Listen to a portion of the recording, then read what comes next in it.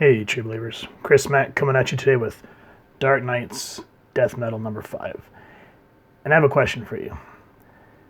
When you're reading, be it an event or an arc in a book you regularly collect, and the story tends to get bad or just feels to drag on, do you guys just barrel through and hope that it eventually gets better? Or even if it continues to get worse, do you just keep with it or do you drop it from your pull list? I think right now I'm in the mindset of I'm hoping this gets better. I think there's 7 issues of Death Metal and I'm on 5. And this book felt like another chore. I want to like this because the idea is really interesting that the world's been destroyed and all these heroes have to fight to try to restart the Earth, back to where it was before the Batman Who Laughs took over. Yeah, let's just get into it. We'll talk about who made it. This is The Man of No Tomorrow. This is Scott Snyder writing, Greg Capullo doing the art, Jonathan Glapion doing the inks, FCO Placencia doing the colors, and Tom Napolitano doing the lettering. Batman was created by Bill Finger with Bob Kane, and Superman was created by Jerry Siegel and Joe Shuster. And then here's everybody else working on the book with the 9 million, variants. I had to stop and I was like, what's that word I'm looking for? And again, it would have been cool if they really utilized this map. But, they want you to, I guess in different parts of the continents of this new Metalverse, as it's called, you have to read all the 6 million other tie-ins. Which I've said this several times, where if you're going to make an event, make the main book where all the big stuff happens.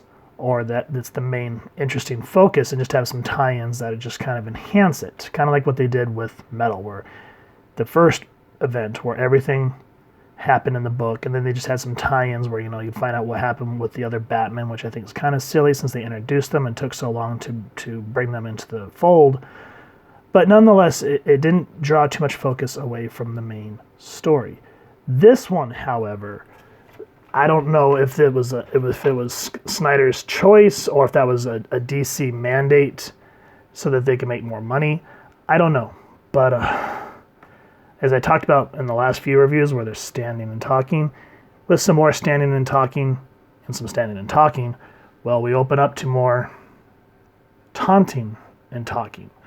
And we don't even really get anything with the Robin King. He has the heroes down for the count, and he's talking about how he was able to be defeated by Wonder Woman in his universe. She gave this beautiful speech, and the world gave her a medal. Spoiler alerts right here, just so you know. If you haven't read this, pause it, go get the book, and come back. Within the medallion that the world gave him, he had planted these spikes. Let me see if I can find what they were called. He booby-trapped the medal with the God Killer sword needles. So when she received the medal, it launched and it killed her.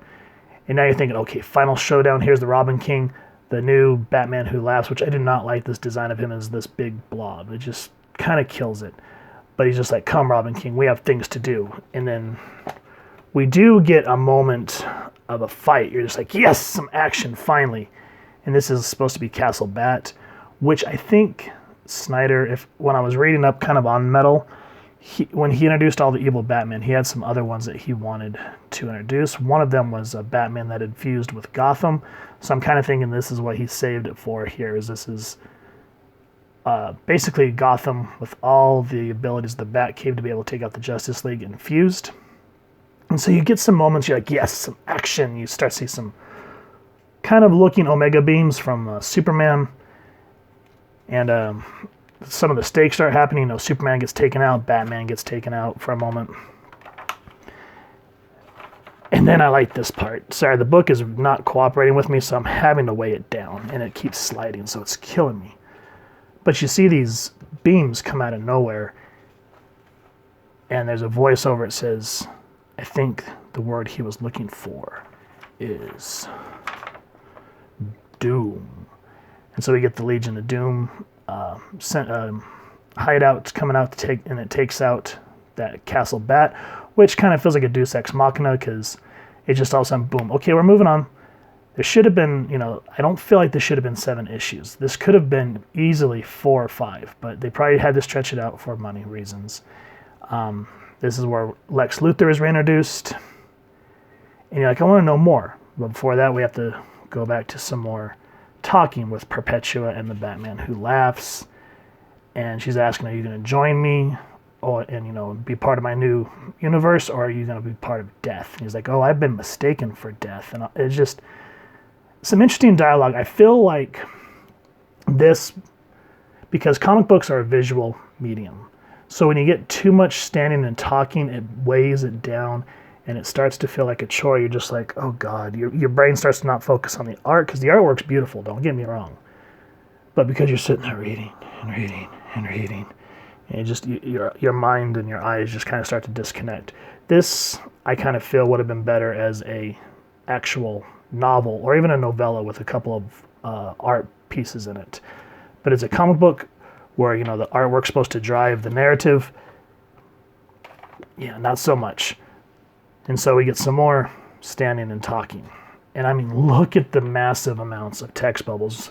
In older books, I've shown you how the dialogue works. Boom, beat, we get some internal dialogue, or, the narrative boxes, and things are moving at a steady pace. Blah, blah, blah, blah, blah, blah, blah, blah, blah.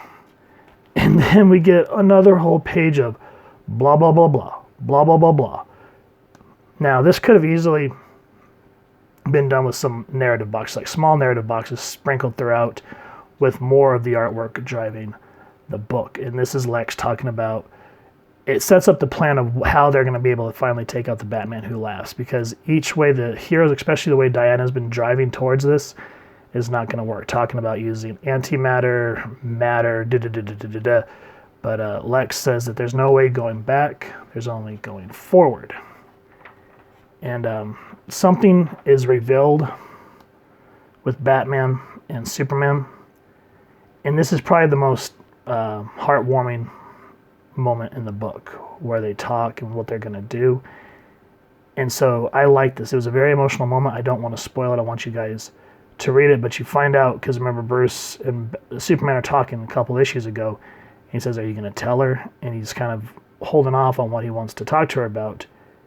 And so this was a very nice moment between our top 3 superheroes of the DC universe. And, before you can even let that settle in, more talking. And all this is setup. It's all preamble on how they're going to fight and what they have to do in order to save what is left of the universe. So it's kind of an interesting idea, and I can see how this builds up to Future State, which I'm not going to read a whole lot of those. The Dark Detective is probably the only one that looks anything interesting to me. But yeah, this book, I'm probably going to continue barreling on and finish it, because I read Metal, I read The Dark Knight, the Batman Who Laughs. I completely skipped on the Infected arc, because it was just, I feel like, because there were 7 issues of the Batman Who Laughs, absolutely phenomenal if you guys have not read it. And then they immediately jumped into Batman, Superman, and started talking about the Infected, and I was just like, they just defeated this guy. What they should have done, instead of immediately jumping into it, which I know from a business standpoint, they're probably like, oh, we need to jump on the heels of this because this was hot. They should have let it sit for a year or so and let people kind of slowly forget about it. But because they keep barreling forward, because even right after that, they jumped right into Death Metal. And, they did Year of the Villain, and all these are events you need to read in order to kind of understand what's going on, or at least skim or read the collected trades.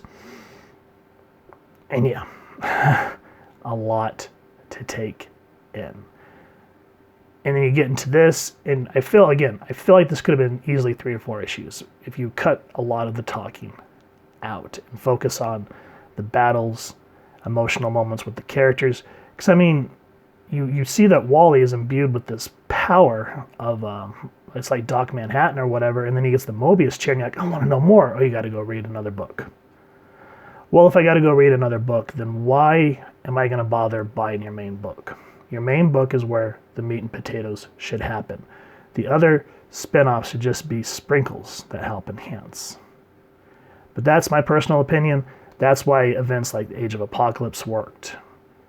Because, they set up with X-Men Omega, and then they just, instead of making like an event book, they had 4 issues of all the different series, and you didn't have to read all of them to really understand, because they did a good job of bringing you up to speed.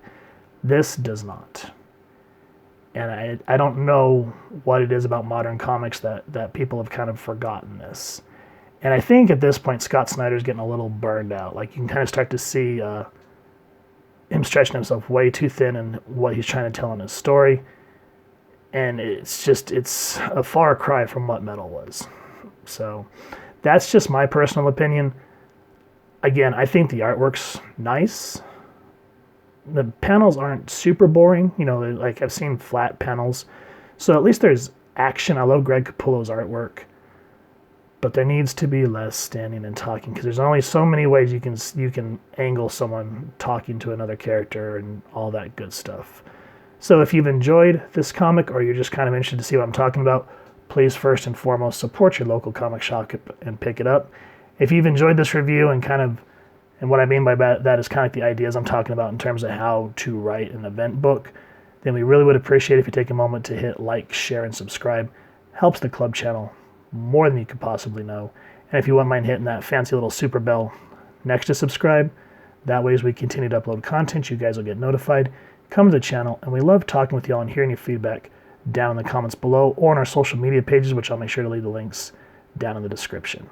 So with all that said, I hope y'all continue to have an absolutely amazing day reading, and happy hunting, true believers.